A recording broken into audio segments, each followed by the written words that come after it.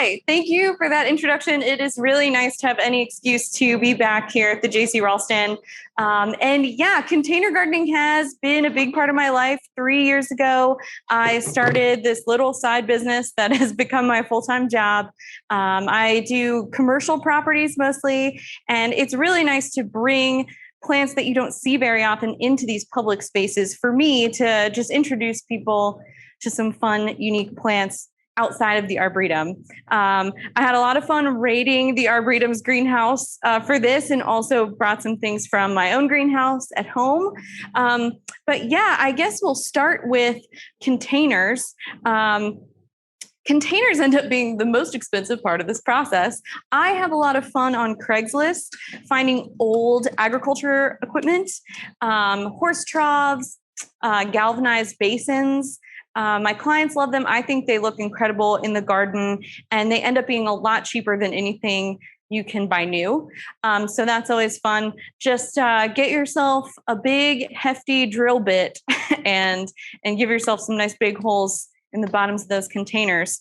An issue that you should think about before placing or getting soil in your container is the weight of it. You might have some people in your life that can move these around for you, but if you're like me and you want to be able to move them around by yourself or pretty frequently, it's nice to find some sort of material you can put in the bottom that's going to still give your plants enough room to root in, but also not necessarily have you moving 200 pounds of soil around. I've used packing peanuts before. I've used random old yoga blocks that I found at a scrap store. So you can be creative with it. Funny story, one time I was installing indoor plants at an art gallery, and I bought the wrong packing peanuts, and I got the biodegradable ones. And when I watered in the plants at the end of it, everything just sank down, like it just kept going down. So anyways, you'll only do that once. So yeah, once you've found your container, and your substrate, which I use a mix of a bark mix or some kind of raised bed compost and potting mix. I sort of finish on top with a potting mix. I like the way that the peat retains water on top when the plants are young and sort of freshly installed. But in the bottom, I like it to be a little coarser and maybe drain a little better so you don't have all that peat sort of sitting around at the bottom. So yeah, I think that's it for substrates. You can really, I find beautiful things at Lowe's. They're typically called tree and shrub mixes that are a nice bark mix that you don't have to buy a yard of. Soil Cube is great. Follow Brie Arthur and figure out how to get some of that from her. I've filled entire containers with that stuff, and it does great. Yeah, I think after substrate, we would talk about light. So there's usually less light than you think you have, especially if it's up against a building or a home. It's nice to sort of get an idea of what you have in terms of number of hours of sun and if it's afternoon or morning. But don't let shade deter you. I'm going to sort of put together a shade container and a sun container, but ultimately shade containers have become my favorite. I sort of live in a world of golds and purples, as you can probably tell, and there's just so much to work with shade and even with perennials. So yeah, it also will affect your watering. I'll talk a lot about watering sort of at the end. That's sort of your last step after installing. But yeah, that is all the boring stuff you have to do before plant shopping. In terms of plant shopping, I cannot recommend enough the Raleigh Farmers Market. There are some really incredible propagators there that are making really cool stuff that you can't find at Lowe's, and it's like way cheaper. So I'm there almost once a week during the spring and summer. The Durham Garden Center, also recommend that a lot. They work with PlantWorks. They're really fun about experimenting with different materials. So I get a lot of material there. But yeah, we can start off with this, which is what I would consider like a sun container. We're sort of faux gardening in this so that Doug and Tim don't have to move too much soil later. But yeah, I'm sure most of you are familiar with the thriller, filler, spiller concept of a container. And that's ultimately tried and true. I go through that in my head every time I build a container. I love grasses. I work a lot with grasses, and the height you get on this Calamagrostis lightning strike is amazing. Panicum Northwind is another one I use all the time. It is gorgeous. And in the winter, you get that sort of amber waves of rain look. I cut it back early March, late February, and then it's, back to being 4 feet tall before I even know it. So I love grasses for some height. This is a fun one, this variegated Manihot. These I get at Big Bloomers most years. They're also really easy to propagate if you mess around with that at home. But it's just a fun tropical feel, which I think a lot of people are looking for in a container. It is really nice during the summer. Along those same lines, all these Calocasias and Colocasias, not all of them want to be in full sun. So you can kind of read the label, Google, see what they want, but a lot of them love a full sun container. Height-wise, there's just so much. I play with a lot of tropicals, bananas.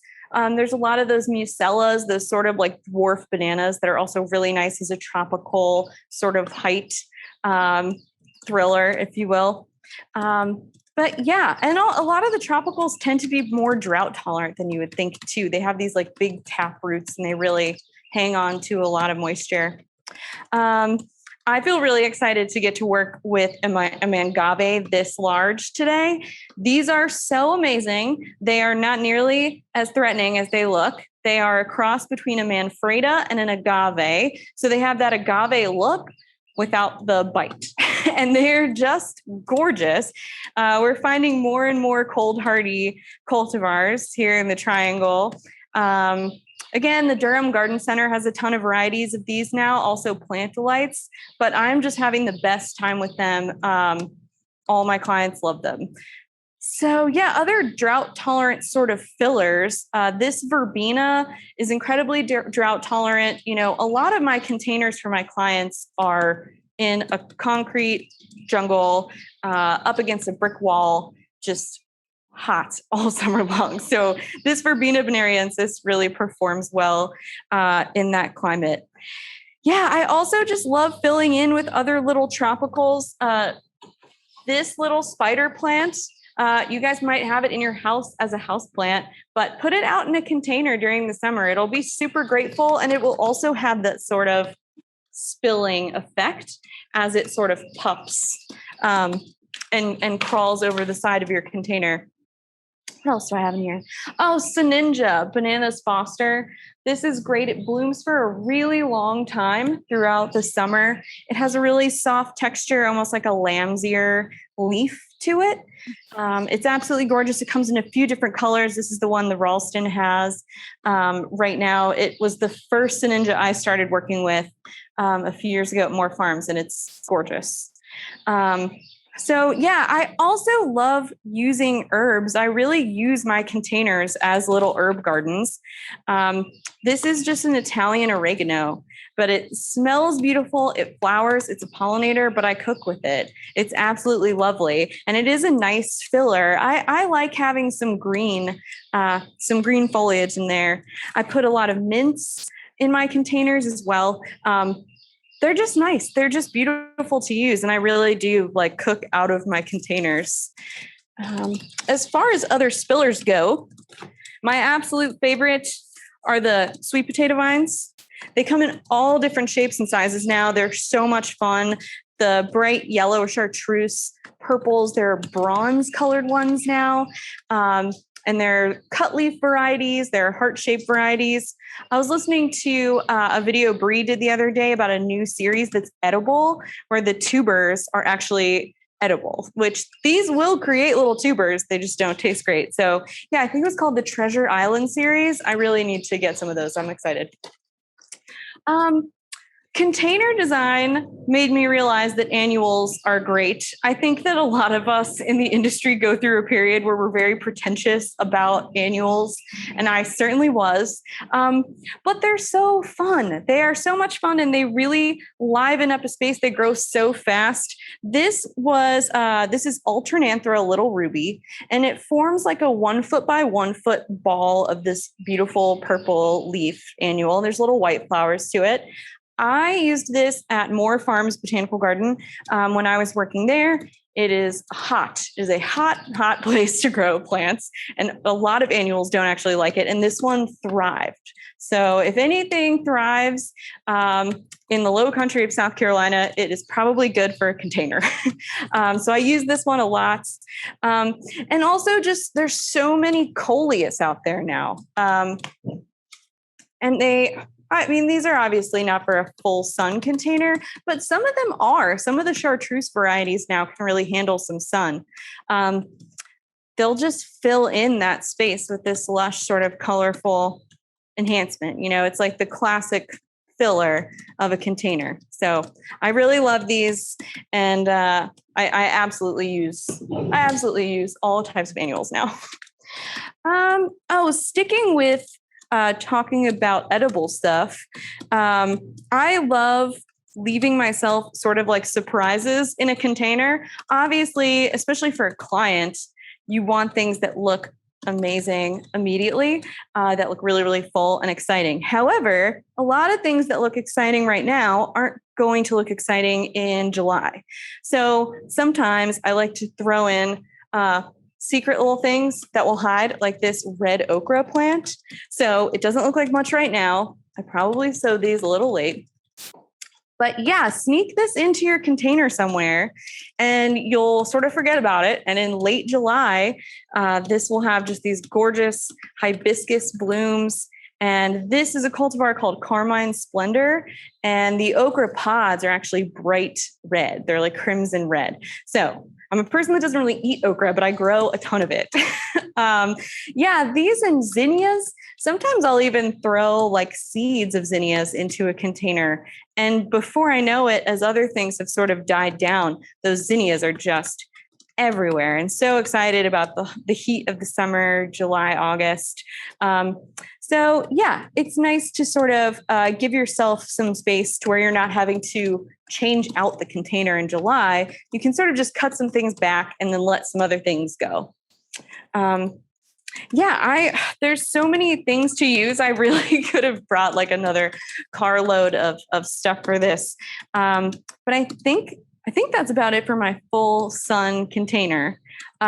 Shade wise, I have some of my favorites in here. This is one of my all-time favorite plants now for containers. This purple Oxalis is just a showstopper through so much of the year, even early fall. And it just makes these little mounds of purple with these like delightful little flowers.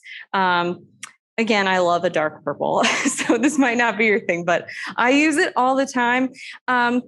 And I am still perennial heavy, right? Like that's pretty obvious. But so many of these things will look beautiful for you in the winter and into next year. This is one of the first things that sort of pops back out of a container in the spring. And I know I don't need to necessarily put anything in there.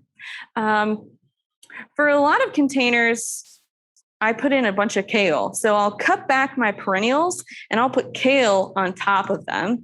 All the ornamentals, there's a peacock series that I like a lot. Again, these are available at the farmer's market, the Durham Garden Center. And yeah, they're gorgeous and they don't really hurt the perennials at all. The root systems stay kind of shallow, so they don't outcompete the sort of dormant perennials. And then in the winter, or after the winter's through, I can rip out all of the kale after they've flowered and helped out pollinators some. And then all of these other perennials can sort of pop back out. But yeah, shade spiller. This is Jasminum Fiona Sunrise, and this is a shade lover. It'll continue to have this really beautiful chartreuse new growth, and it gets big. I have it in a container at Full Steam Brewing, if you guys have ever been down there. And it's just taken over part of this wall. It's really gorgeous. It is perennial. In some situations, it'll be evergreen, but I mostly consider it to be perennial.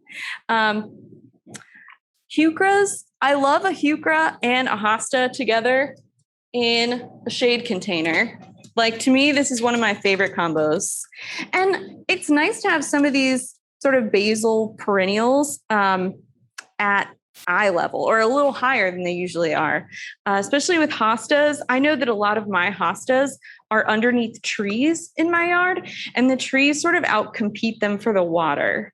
A container actually lets them sort of have their own space, their own fertilizer, and a little more care than I might even give them in my yard. So yeah, this is gorgeous. Age of Gold. I just found this in the J.C. Ralston nursery. It's amazing. I need this. Yeah, so many things. Also perennial. The heuchera looks amazing all winter. So that's always nice for clients. This is a new one. This I actually just put in downtown Durham, but it is the Perennial Plant Association's Plant of the Year, Aurelia Sun King. It is absolutely gorgeous. Also wants part shade. Like I said, a lot of people, even if they have a south-facing building or a doorway, there's usually another building there or another obstructing space. So even if you're just getting like 6 hours of morning sun, this will still be really happy. Anytime you're sort of giving plants a break from the afternoon sun, these chartreuse plants will sort of stay chartreuse. In the sun, I think this is actually fine. It'll sort of just turn green, like the normal Aurelias. But anyways, I'm really excited about this one. Oh, this is a tried and true shade container plant. I absolutely adore the variegated Solomon seal. I think it is so elegant. It's one of my favorite perennials in general, even in the ground. But like I said, there's a lot of people that don't know this plant. There's something about putting it up a little higher into a container that makes people really stop and look at it and appreciate it. And again, that variegation is just such a bright pop of color. I just constantly have these in my nursery to pop in somewhere. Yeah, I think, what else do we have here? Oh, more grasses. Yeah, use grasses in your containers. There's so many great ones. This is Everest. I think this is Everest. The Everillo, Everest, Ice Dance, all of those Carex are so brilliant in a container. Again, they're evergreen, so they look gorgeous during the winter. My clients love them. I love them in my containers at home. I love a variegated thing, so I'm a sucker for these type of cultivars. But again, there's a textural element to them that's just so nice, especially with a bunch of broadleaves. It's nice to just have this sort of feathery, wind-blown texture to your container. Another one I use all the time is Junkis. This is Little Arrow. There's also Blue Arrow. These do like to be wet, but I also find them to be pretty drought tolerant too. They're just tough plants. They're great in any rain garden situation. I have some clients that have trellises where they are taking the rain down off of their roof, and they have a container that's actually taking in that water and filtering it. And I put these in all the time. Grasses are always going to be great for that. I have like a little rain garden mix I do for containers, and it's very grass heavy. What else we got? Oh, okay. I put this here just to remind me. Hellebores in containers are stunning. The foliage is incredible. Right when people think there shouldn't be anything going on in their containers in February, you get this beautiful show. And again, hellebores get overlooked sometimes in the garden because the flowers face down, they're so low. But in a container, if they're up a little higher, I think they get the respect they deserve as a container plant. And they really are easy to take care of once they're in there. And the foliage looks great all year. It's a stunning plant. There's so many variations in the foliage now, sort of those icy colors in the leaf, but I love them. Yeah, I buy a bunch of Hellebores from Homewood. They tend to have like stunning, gigantic, like almost 2-gallon specimens. They're pricey, but it's gorgeous. Oh yeah, this is the classic Creeping Jenny. Everyone has this in their container, but there is a reason. It's phenomenal. It's also pretty evergreen. It looks nice through the winter. I tend to cut it back in the late winter so that the spring can bring on a bunch of new growth. But it is a classic and a standard, and I use it all the time. But yeah, there's so many of these that if you were to put them together, you actually have an evergreen container. This guy, this Japanese painted fern. Right there. This hellebore. Yeah, these right here give you a pretty, oh wait, here we go. This is a shade, totally winter, lovely, 4 seasons of interest container. I do these things all the time. And again, add a couple ornamental kale to this and you're going to just stun people with how much you can do in the shade in February. There's so many other grasses and hellebores and ferns that you can add into this that are also evergreen. The heucheras that are coming out lately are just so cool. You can really just get whatever suits your space height-wise. They flower like crazy. So I'm just a huge fan.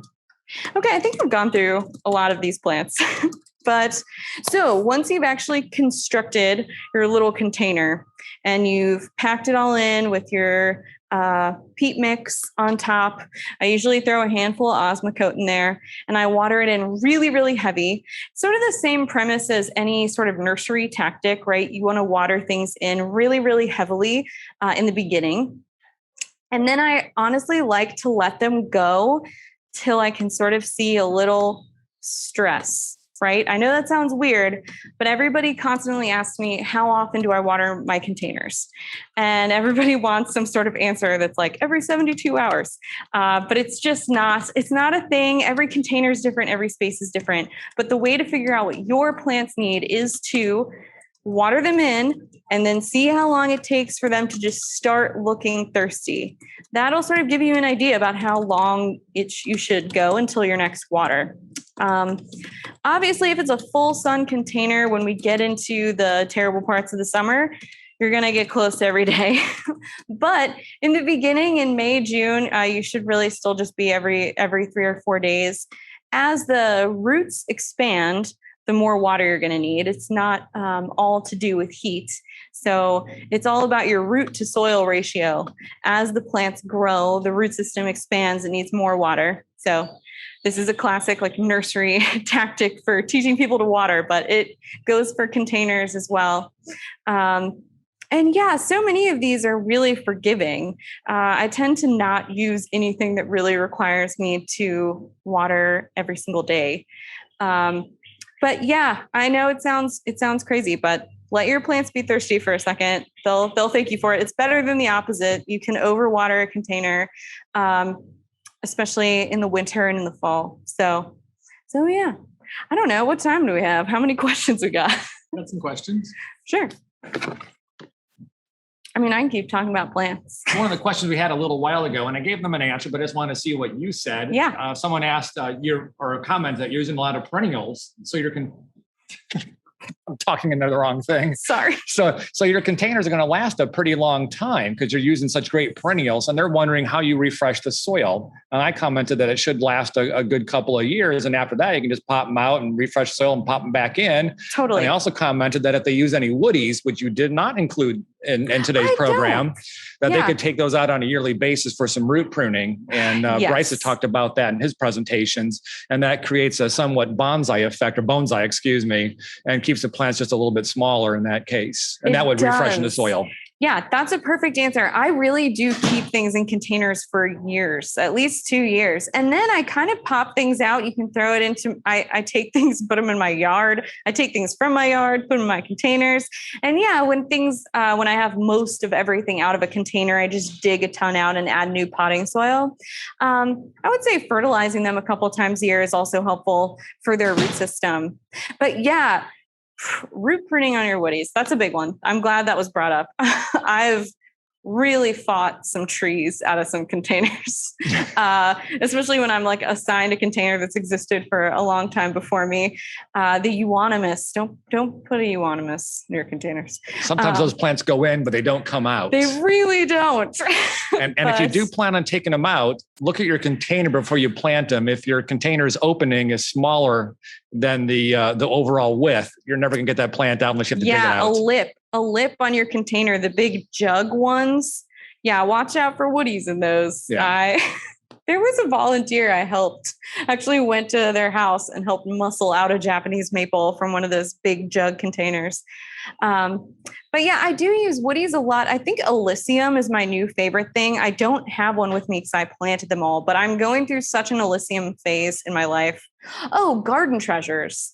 Go to Garden Treasures. They have all of the Alyssium. They're in Wendell, North Carolina, which is on your way out to Wilson, where I live now.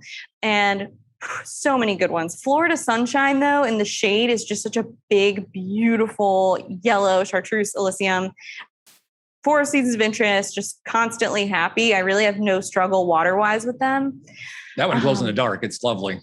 It really does. But there's so many cool variegated Alyssium now. There's one called Gray Ghost that is just so beautiful. Has bright pink flowers and this really dusty blue variegated leaf. What else do I buy from them a lot? I buy cardoons there a lot. Put cardoons in a container, man. They're so beautiful. They're also evergreen. And yeah, that purple flower, it's too fun. People love it. Yeah, magnolias. I use a lot of the smaller magnolias from Pat McCracken's place at Garden Treasures. People love it. And again, I just see people all the time at my clients' places that just stop and ask me about these weird woody plants, which is really my great love. Of course, most people know I'd put a taxodium in every pot if I could. But yeah, it's fun to see people interact with a lot of these perennials and woodies. But yes, thank you. Very important to root prune your woodies. So there were also a good number of questions about the soil, and I'm going to possibly attack them in no particular order. Sounds good. You started off by commenting about styrofoam in the bottom of the pots. We did have a small discussion about styrofoam in the bottom of the pots, and I commented that folks really want to ensure that they have 12 inches of volume of soil for good drainage. Anything shallower than that is not going to drain properly, and otherwise the styrofoam, whatever they choose, can be used as a filler and not necessarily to encourage better drainage. What are your comments about that? Yeah, I've not used a ton of styrofoam because I've not known where to purchase it, I guess. But I think that overall, I mean, with anything I use block wise, I tend to break it up and then put some soil in it and water it in, maybe add some soil, water it in. So there is actually a lot of soil around whatever I'm adding to the substrate for space. But drainage wise, I try to make it so there's no flat piece of anything on the very bottom. And they're sort of like angled and like anti-Tetris in. So you can water in soil and it'll fill into all those crevices, letting the roots and the water kind of get through. I have no proof, but I've always wondered if people started putting things in the bottom of pots because they're worried about the soil coming out, like the terracotta shards over the bottom of the holes. Oh, yeah. Because it doesn't help with drainage. It just might keep soil from escaping. That's true.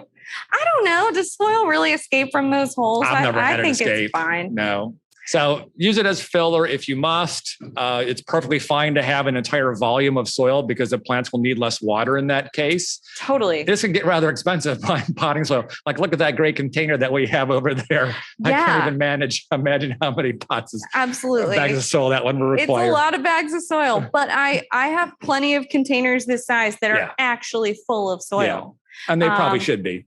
Yeah. I mean, the plants will be grateful. Watering in the summer is certainly better. And if you or like any of my clients are sure about this container not going anywhere for a really long time, get in there. And it's not like you can't dig out soil, and it's cumbersome, but you can do it if you really want to move it. Yeah. When I use filler, I often just do it straight soil conditioner at the bottom, the pine bark fines. Yeah. Because they can root into that perfectly fine. And that one's not terribly expensive. So I like to do that one. But the other soil questions involve some of the water retention. Someone was asking about the soils that have the extra additives to encourage wetting, if you will. And I mentioned that are usually in the bags that are blue or in nature. Yes. Do you use those? I've messed with a couple of those. There's all these tricks that are rather expensive, and I don't think any of them actually do any better than just watering. But yeah, I have seen in the earlier months in the summer, I think those do help. I've also used some of those crazy gel beads. That was the other question. Yeah, you sort of like activate them and mix them into the soil. I don't know. I'm a creature of habit and I'm like change averse. So I might not be the best like person to talk to, but I've just always found that eventually they break down and you're back at the same place you would be, especially in July, August. Like they don't last forever. And it's not like you can go back and add more.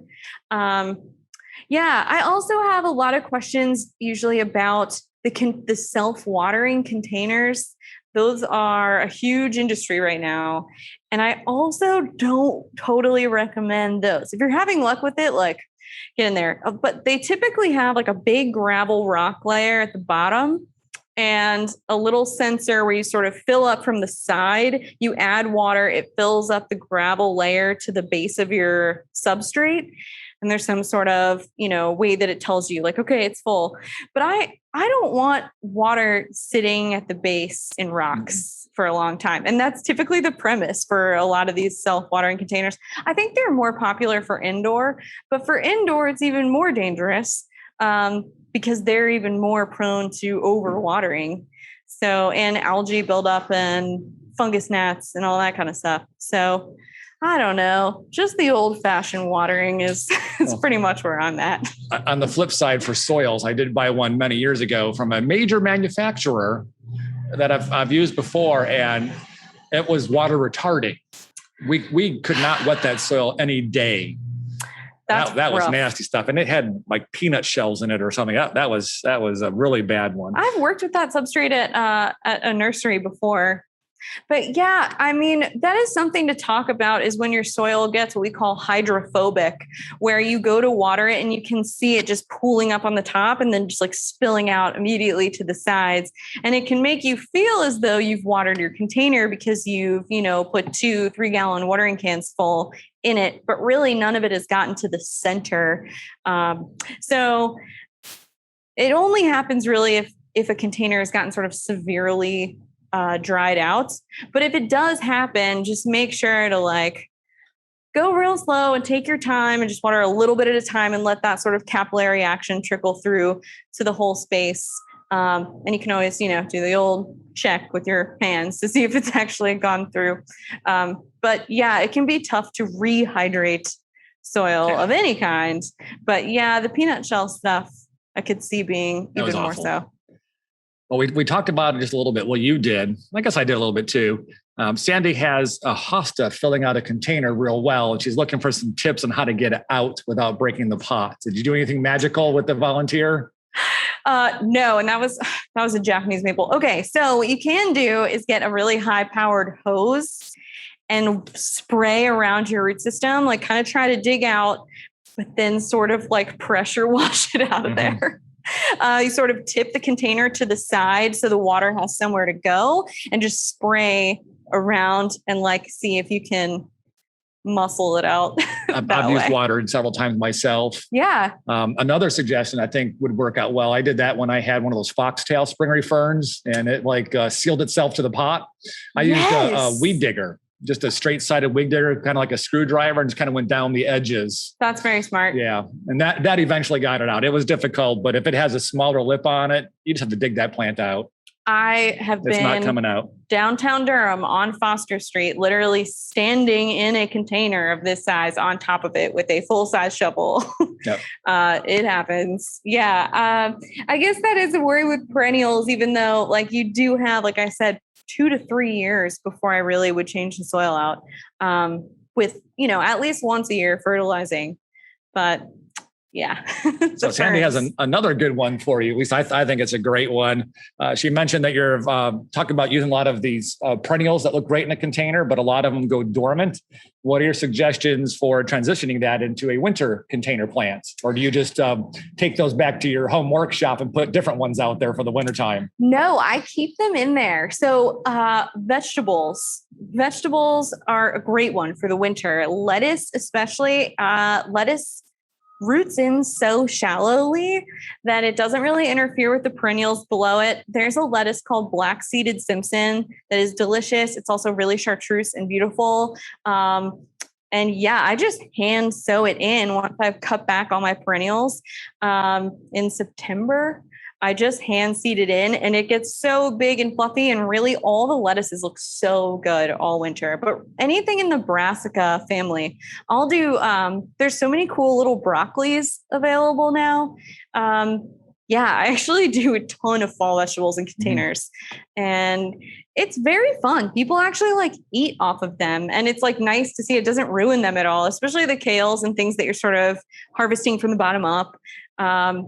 All of them flower really nicely when you get into early spring. So typically you don't even feel like you're in a huge rush to go in and repot your containers. The perennials aren't totally up yet, but yeah, the kales, broccolis, lettuce, I love just seeding over with those. But I'll also come in like with a Carex like this. I know it seems silly because it's a perennial, but sometimes I will use this as a fall annual. I'll just come pop in Carex Everillo, that bright yellow Carex. I use that all the time. I'll just throw in some plugs around the perennial. I'll let them hang out for the winter, and I'll remove them when I see the other perennials start to pop back up. So I sort of overwinter with other perennials. There's just like a carousel of plants in my life that rotate around. My bank did containers, and this was over 20 years ago. So I think they were ahead of the curve. So congratulations to them. Their containers are almost all edibles in the wintertime. Yeah. But they also add a lot of herbs and other plants like that. So they included one pansy for flower, but they had things like parsley in there. And the containers were stunning. They looked like they're spring green the entire wintertime. They were outstanding. Herbs are seriously, there's so much rosemary. I use rosemary in containers all the time. Rosemary. It's so beautiful. And rosemary can actually handle more shade than I even thought. I've put it in some pretty shady spots and it seems perfectly happy. I guess this isn't winter hardy or like, winter ornamental, but I love using dill and fennels. I think they add such a cool, feathery, light situation to any container. And they're one of the first things to pop back up in like early March. All the dills are like back and ready. But yeah, man, edible landscapes. It's a thing. I take a lot from Brie Arthur, like daikons. I'll do daikons in a container. People lose their minds. It's so much fun to see different radishes and beets growing. You can even seed them in July, August, and by October you have full-on beets. Oh, Swiss chard. I use Swiss chard all the time. I can't believe I forgot about that. Yeah, they're gorgeous. That one's just as colorful as flowers. I know. Yeah, and they're perennial. I have some like 3-year-old Swiss chard that looks gorgeous. I do tend to cut them all the way back once a year just to like let them sort of refresh and stop them from flowering. But yeah. Marilyn had a great suggestion in here, and I've seen some public gardens do it. She cuts some evergreen branches to fill the containers. Yeah. And I've seen some of the gardens do colorful twigs, like the dogwood twigs. Yeah, and the willows, all those like corkscrew willows. I love using willows in a container. It is one to like keep on top of, so it doesn't take over everything. But yeah, conifers are amazing. I guess I do use some conifers. I love like a trailing juniper, like Juniperus all gold, Pacific gold. Those sort of trailing horizontal junipers are really nice. They look great in containers. But yeah, I mean, you don't have to chop off the conifer branches. You can just put a conifer in there, and they don't actually grow. Like the root systems tend to be a little tamer than some of the deciduous or other woodies that you see in containers. But yeah, there's all types of like Christmas themed containers that you see with all those branches and bows and stuff. You can get really creative. So we're going to loop back to soils again and moisture.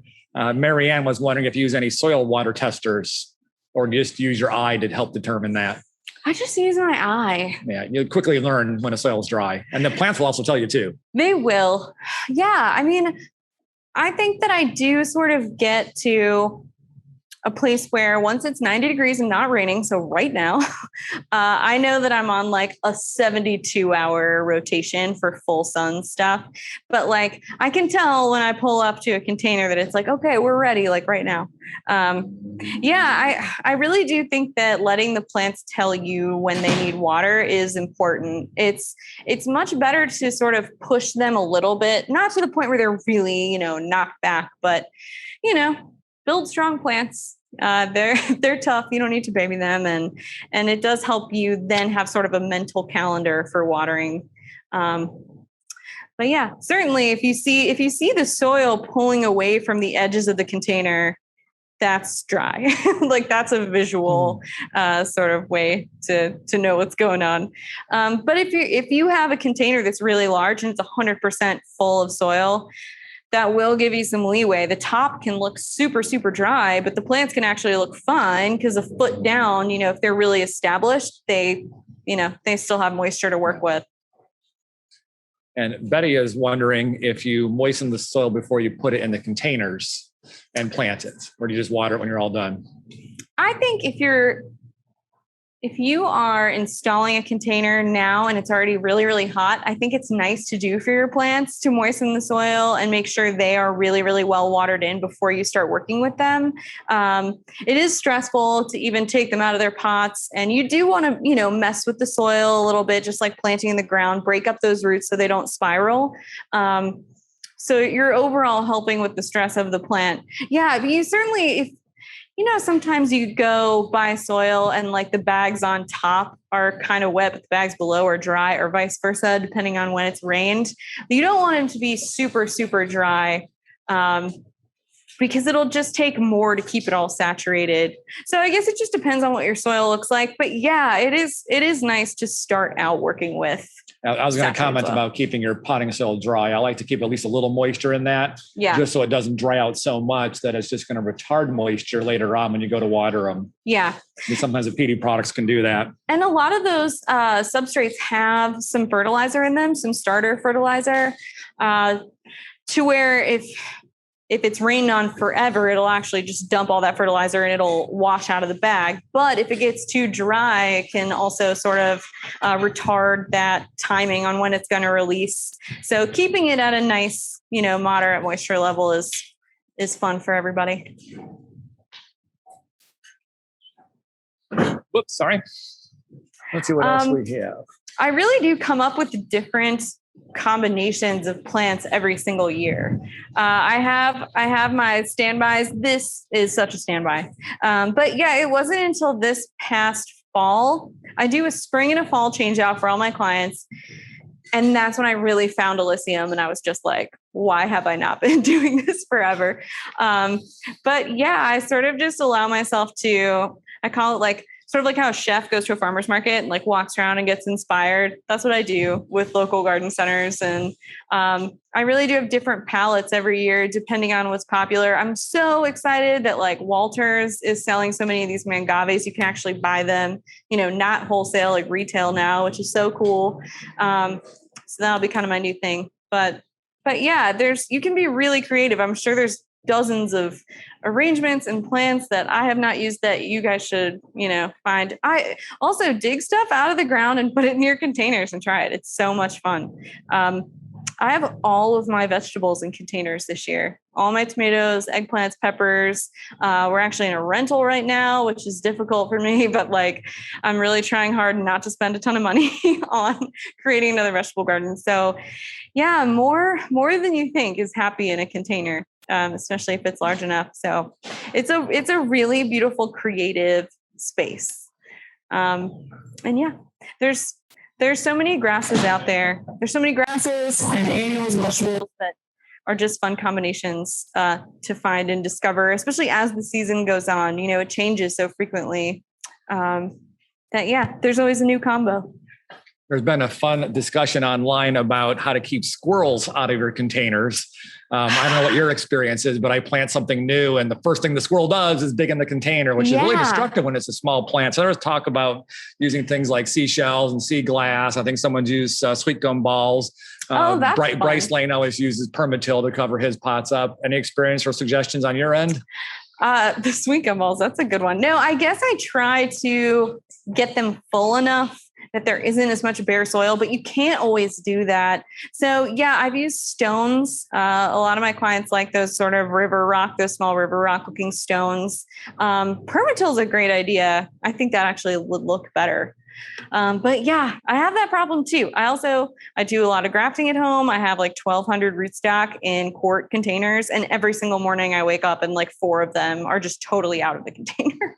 So if there's another way that doesn't involve me putting permatil in all those quart pots, let me know. But yeah, squirrels are crazy. Sand. I've heard that sand works also, that they like don't, I don't know, recognize that as a place that they'll find food or can bury food. They do seem to find the pot that you just planted your most treasured plant in. Yeah. I don't know how they do it, but they do a really good job of that. Brand new ones. Yeah, totally. And that looks like it takes care of the questions. Any general final comments to folks? I talked about using tropicals in containers myself. I know you highlighted a couple of them, like the Manna Hots, which is fun. I see the spider plant over here in the front. I think tropicals are great. They have usually big, bold foliage, quite often very colorful. They like it hot. They like it humid. They're hard to go wrong with. So I use several of those myself. And there's so many hardy tropicals coming out now. Brian's Botanicals, he's this crazy guy in Louisville who does nothing but breed for cold hardiness in tropicals. So bananas, cannas, colocaceas, alocasias. I buy a few things from him every year. And again, it's one of those things where I put kale around it through the winter, but they come right back up in the spring. And like before I know it, there are, 2 new fronds. I love those dark black ones, like coal miner, the Colocasia coal miner. I think those are really fun. I guess I choose tropicals based on the background of the wall. Typically, my containers are against a wall, not all the time, but with brick, I go lighter. I use annual wise Angelonia. I've used Angelonia a ton recently. I just went through all of my Angelonia at home, so I don't have any. But yeah, if I'm against brick, I'll use a white Angelonia. If I'm against a white wall, I'll do more darker colors. Just thinking about contrast within your container, but also to the container itself and the wall behind it. But yeah, winter hardy tropicals. It's where everything's going. So I'll just add one extra little comment myself. And I talked it over with you just early before we started that I happen to love the Mangaves, and visiting Tony's Plant Delights Nursery and seeing his vast collection of them is an amazing experience. So cool. But I like to dabble in myself, but I don't really want to get a new one every single year. So I've overwintered mine in my garage. I do have 2 windows in the garage, but I keep them in the other side. I just have a shelf and I just put them on the shelf. They go on that shelf in November and they came out in April, and I didn't water them once. Yeah. And I barely walked by them. And other than that, I didn't do anything to them, and they're fine because it's much cooler and darker. They don't want to grow in the garage. Whereas if I brought them inside, they'd want water throughout the winter time. Right. And who knows what kind of insects they get. And they don't even skip a beat. They're ready to go right in April, and it's wonderful. It's nice to have a potted plant you just put outside and ready to go. I love it. Yeah. And it's also amazing how little light and water in general, even in a greenhouse. I have a really shady, unheated little greenhouse in my backyard, and I just pile stuff in there. Yeah. It might look real sad for a while, but ultimately, as soon as it gets humid in there, all the bananas, everything is popping right back up. The Mangaves are fine. So yeah, I mean, that's awesome. That's great to know for me too. I'll have a lot more room if I can use my shed. And I put all my other tenders in the garage as well, but they get the window. So things like the hibiscus and dracaenas and the pothos ivy, they go in the window. They appreciate that. And I keep them in there because I don't want those big house plants in the house. I already have some other ones in there. And they're great. My house plant life is getting out of control. I need a house plant sale. Well, it still looks like, here's a fun one from Marianne. Do you use any bulbs in your containers? That'd be a fun little addition. Yes, I do. I actually just started doing that this past winter. it's so fun because it's like, just like in the ground, it's the first thing where you're like, oh, it's spring. Daffodils do fantastic. I do tend to go back through and take out the bulbs. Like they don't like perennialize super well. I like bring them home and kind of let them go dormant in a colder space and then replant them. It kind of feels mean, but it is worth it, I think, for that like early spring show. Iris is one that you can just leave in there. They do great. And that foliage looks amazing constantly. Some of the bulbs may not like the constant watering throughout the entire summer. Yes. So I killed a lot of hyacinths trying to do that. Just with watering them every other day through the summer, I could just tell that the roots were having issues. So that's what started me kind of like harvesting them back and like putting them in bags or replanting them in my yard. It's another thing that I sort of like recycle. But the daffodils are really nice. Daffodils and iris are real easy and happy to be in a container. Probably a good spot for tulips as well, since the voles aren't going to get up inside the pots. That's so true. Yeah. I haven't done tulips yet. I think I just gave up on tulips, but I shouldn't. Most of us have. Yeah. Just need to be like one zone cooler. Ooh, Julia's commenting crinums. Crinums are great. I do end up cutting back a lot of the foliage. I don't know. For a big pot only, unless you have a really small crinum. Yeah. They get big. There are, like they look stunning. I only did it once. I mean, if you're doing this for yourself, I guess it's a lot different. I have a lot of clients that'll be like, one of these leaves is brown. And I'll like go there and it's a crinum and like one of the leaves brown. I'm just like, all right, we'll take it off. One out of 200, right? Yeah. But no, that would be a really good idea. There are some smaller crinums now. I haven't really worked with them a ton in my yard, but I know that Tony has some, and Jenks is like working on these smaller guys. I got rid of my crinum near my water garden because it was always big and floppy and hanging all over the place. And I replaced it with a Hymenocallis. It seems to be a lot better size and doesn't hang all over the place. And Hymenocallis would be cool. Yeah. Yeah. I used to work with crinum so much in South Carolina, but I really haven't gardened too much with them here. I think, I would just cut them all the way back in the spring, I guess, and let them sort of like reflush. Well, I think a good point of today's program is if you like it, try it in a container and see if you like it. You probably will. Yeah. I really think even for like having guests at my house, they're more likely to comment on a plant in a container, even if I have it in the garden, like 3 feet away. Like there's something about having it more accessible to eye level. So yeah, try anything. It could work. Well, that takes care of all of the comments or all the questions in the chat. So thank you so much, Leanne, for coming out here today. We really appreciate it. And thanks to everyone in the audience for joining us today. Yeah. And I hope we'll see you next week for our plant lovers tour out in the gardens, talking about the color trials with Bernadette over here at the Arboretum. We'll see you then. Bye. Have an awesome holiday weekend. Bye-bye.